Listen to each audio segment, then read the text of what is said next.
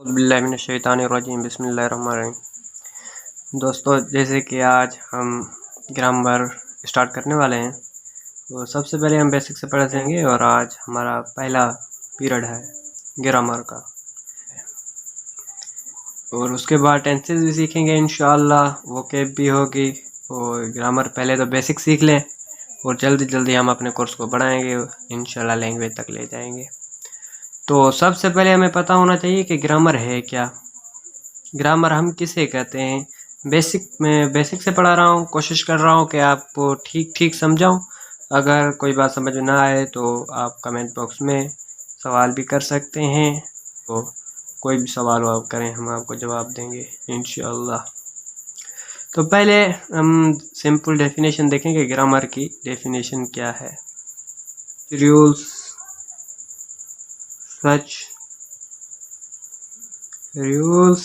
regulations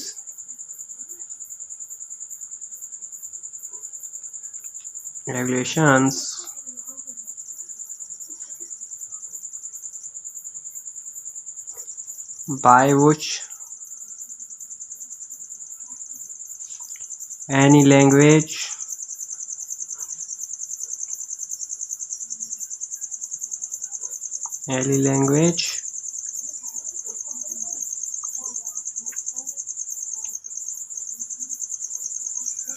should be read, written,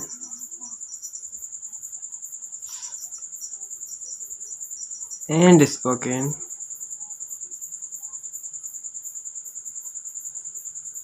is called grammar.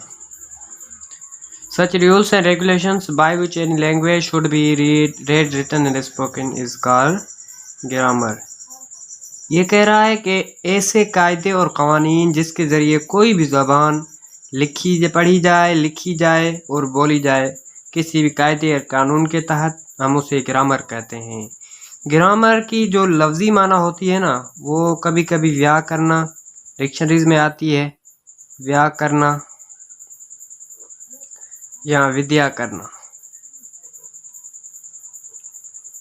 बात समझ में आ रही है। और अक्सर लोग जो होते हैं ना, वो ग्रामर की AR की जगह ER लिखते हैं। यहाँ पर A की जगह E देते हैं, लेकिन ये डेफिनेशन गलत है, AR ही होगा। ये डेफिनेशन बिल्कुल ठीक है। और जो ये लफ्ज़ ग्रामर है ना, वो अरबिक लैंग्वेज के लफ्ज़ वर्ड ग्रामा से लिया गया है, जिसकी मीन्स है कैलकुलेटर की। वैसे तो हम कैलकुलेटर जो होते हैं मैथमेटिक्स में यूज़ करते हैं, पर यहाँ पर इसका मतलब ये नहीं है। यहाँ इसका मतलब ये है कैलकुलेटर कि हम कैलकुलेट किस चीज़ को करते हैं, लफ्ज़ों को कैलकुलेट करते हैं कि कौन सी जगह पर कौन सा रखा जाए, और उसी मेथड को, तरीके को हम ग्रामर कहते हैं। सिंपल वर्ड्स में हम ये भी कहते हैं कि grammar is a chain of language. Grammar is a chain of language.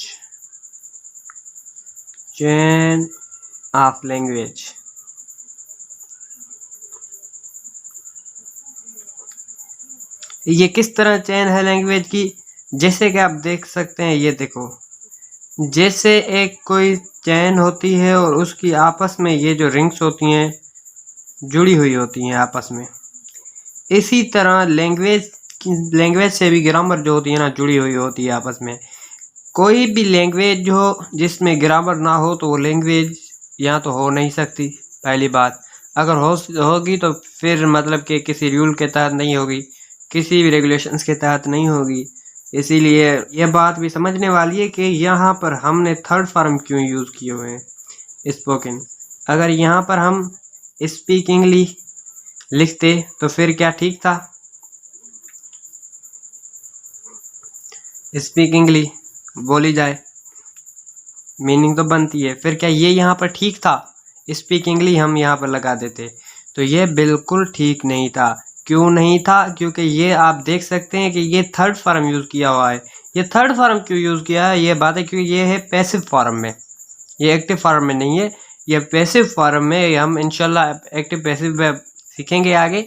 ये पैसिव फॉर्म है, इसीलिए हमने थर्ड फॉर्म यूज़ किया है, इसीलिए ये चीज़ यूज़ नहीं होगी, थर्ड फॉर्म में होगा और शुड के साथ बी लगी हुई है। यहाँ पर भी मालूम हुआ कि ये क्या है, पैसिव फॉर्म में हुआ है। ग्रामर की एग्जाम्पल क्या है आप देख सकते हैं। फॉर एग्जाम्पल हम कोई भी एक सेंटेंस लिखते हैं, जैसे होता है कि I go to school, I go to school. अब देखो ये एक सेंटेंस है, ठीक है। ये कौन सा है, प्रेजेंट सिंपल टेंस का पॉजिटिव सेंटेंस है, जिसे अफर्मेटिव या असर्टिव भी कहते हैं। ये तीनों नाम है इसके, ठीक है। दूसरा सेंटेंस इसी को ही लिखते हैं, लेकिन प्रीपोजिशन पहले लेते हैं, ठीक है। उसके बाद ऑब्जेक्ट, बाद में स्कूल, और बाद में देते हैं आई, फिर देते हैं गो। तो फिर क्या, टू स्कूल आई गो,